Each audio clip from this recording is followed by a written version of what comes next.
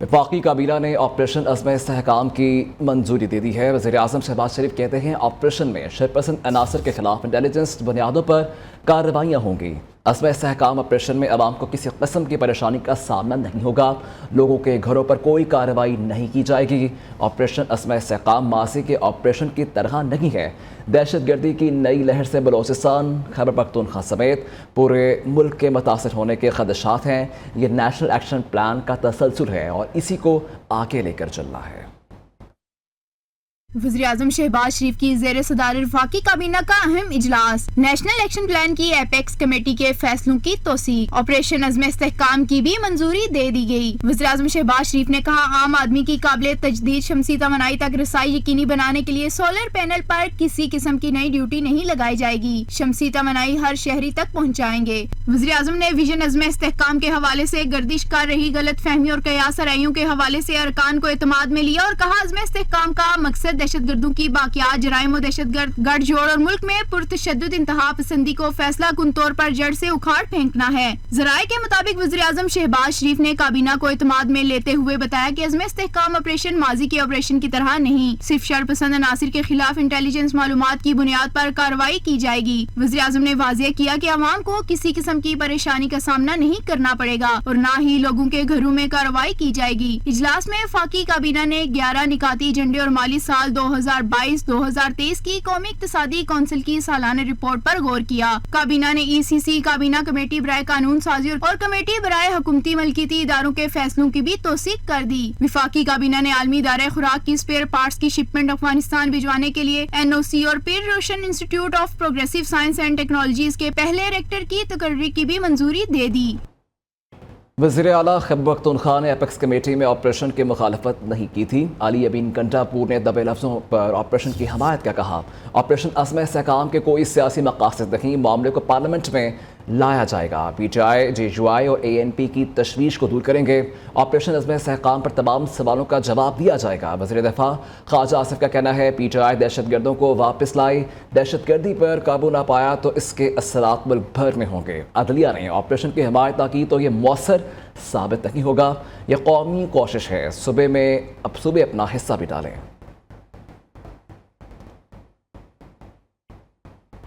وزیر اعلیٰ خیبر پختونخوا علی امین کنڈاپور نے ایپیکس کمیٹی میں کسی آپریشن کی حمایت نہیں کی ہے۔ وزیر دفاع غلط بیانی کر رکھے ہیں۔ ترجمان خیبر پختونخوا حکومت بیرسٹر سیف کا خواجہ آصف کے بیان پر رد عمل، کہا ایپیکس کمیٹی میں عزم استحکام کے حوالے سے صرف بحث ہوئی تھی، فیصلہ نہیں ہوا تھا۔ عزم استحکام سے متعلق پی ٹی آئی کا موقف واضح ہے، تمام سٹیک ہولڈرز کو اعتماد میں لیا جائے۔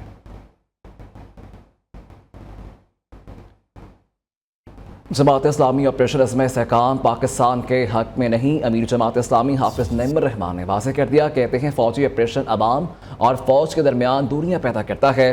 منصورہ میں ٹی وی چینلز کی بیورو چیف سے گفتگو میں کہا 2001 سے شروع ہونے والی جنگ ہماری معیشت کا $200 ارب سے زائد کا نقصان کر چکی ہے۔ یہ اندھی لڑائی ہم کب تک لڑیں گے؟ سوال یہ بھی ہے کہ ہر آپریشن کے بعد نئے آپریشن کی ضرورت کیوں پیش آتی ہے؟ پاکستان، افغانستان اور چائنا مل کر خطے میں امن قائم کر سکتے ہیں۔ افغانستان سے بامعنی مذاکرات سے ہی مسئلے کا حل ہے۔ ملکی سیاست پر حافظ نعیم نے کہا نون لیگ کو ختم ہوتے دیکھ رہا ہوں۔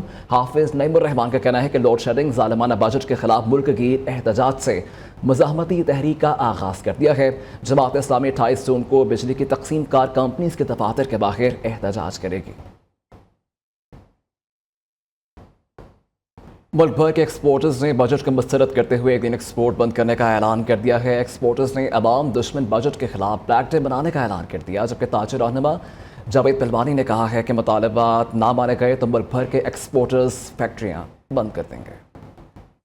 میں 20 سے زائد ایکسپورٹ ایسوسی ایشن، Karachi chamber, Faisal chamber, Sialkot chamber سمیت دیگر ایکسپورٹ ایسوسی ایشن نے وفاقی بجٹ کو مسترد کر دیا۔ ایکسپورٹرز ایسوسی ایشن کے مرکزی رہنما جاوید بلوانی نے کہا تمام ایکسپورٹر جمعرات کو اسلام آباد جا کر پریس کانفرنس میں اپنے مطالبات رکھیں گے۔ اگر مطالبات نہ مانے گئے تو ایک دن پورے ملک کی ایکسپورٹ بند کر دیں گے اور دوسرے مرحلے میں ملک بھر کے ایکسپورٹ کارخانے بند کر دیں گے۔ ہم اسلام آباد میں پریس کانفرنس کریں اور اس کے بعد اگر ہمیں آن بورڈ نہیں لیں گے اور ہمارے مسائل حل نہیں کریں گے تو ہم ملک پورے میں احتجاج کریں گے، اور احتجاج کے اندر ہم ایکسپورٹ جو ہے اس کے اندر ایک ایکسپورٹ بلیک ڈے بنائیں گے جس دن پورے پاکستان سے کوئی بھی ایکسپورٹ نہیں کرے گا. فروٹ ویجیٹیبل کے ایکسپورٹر وحید احمد نے کہا کوئی بھی پاکستانی ایسا بجٹ نہیں بنا سکتا جو ملک کے خلاف ہو, اس سے ایکسپورٹ کم ہوگی. یہ جس نے بھی بجٹ بنایا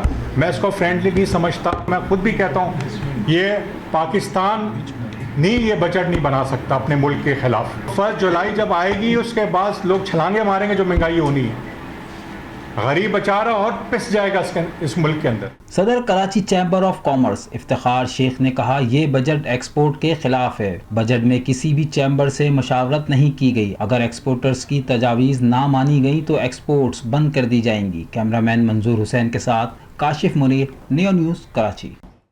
سیڈڈ کلاس الائنس نے مالیاتی بجٹ میں تنخواہ دار طبقے پر ظالمانہ ٹیکس کم کرنے کا مطالبہ کر دیا ہے. کہا پچھلے سال تنخواہ داروں نے ایکسپورٹر اور ریٹیلرز سے 3 گنا زیادہ ٹیکس ادا کیا ہے.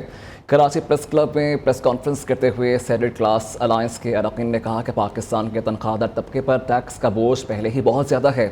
حالیہ بجٹ میں مزید ٹیکس لگا کر تنخواہ دار طبقے کو ایک بار پھر ظلم کا نشانہ بنایا گیا ہے. پچھلے 1 سال میں پڑھے لکھے لوگوں کی بیرون ملک ہجرت میں 119% اضافہ ہوا کیونکہ پچھلے 3 سالوں سے 50,000 ماہانہ سے زیادہ تنخواہ لینے والوں پر ٹیکس لگایا جا رہا ہے لیکن تنخواہیں نہیں بڑھائی جا رہی. ہمارا مطالبہ ہے کہ ٹیکس کی حد کو 50,000 سے کم کر کے 1 لاکھ روپے ماہانہ کیا جائے. ٹیکس نیٹ کو بڑھاتے ہوئے جاگیرداروں اور دوسرے طبقات پر بھی ٹیکس لگایا جائے. ملیشیا سے لاہور میں اپنی فیملی سے ملنے کے لیے آنے والا نوجوان اغوا ہو گیا. 27 سالہ عثمان کے اغوا کی درخواست اندراج مقدمے کے لیے تھانہ کہنا میں جمع کروا دی گئی ہے. درخواست میں کہا گیا ہے کہ 27 سالہ عثمان 2 روز قبل اپنے گھر سے دوست سے ملنے بحریہ ٹاؤن گیا تھا لیکن واپس نہیں آیا. عثمان کا موبائل نمبر بھی بند ہے. عثمان کے والد کا کہنا ہے کہ عثمان کے گھر واپس نہ آنے پر جب زہیب کے گھر جا کر دیکھا تو گھر کو تالے لگے ہوئے تھے. شبہ ہے عثمان کو اس کے دوست نے ہی اغوا کیا ہے. اسلام آباد ATC کا یوٹیوبر عادل راجہ سمیت متعدد اشتہاریوں کے خلاف کارروائی کا حکم دیا گیا ہے. ڈپٹی کمشنر اسلام آباد کو ملزمان کے منقولہ اور غیر منقولہ جائیداد قرق کرنے کی ہدایت کر دی ہے جبکہ شناختی اور دیگر اوورسیز سہولیات کو بلاک کرنے کا حکم جاری کر دیا گیا ہے.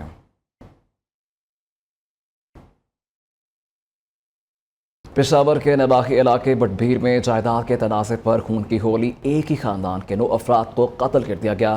فائرنگ سے 2 افراد بھی زخمی ہوئے ہیں. پولیس نے واقعے کے بعد ناشوں کو مردہ خانے جبکہ زخمیوں کو ہسپتال منتقل کر دیا ہے.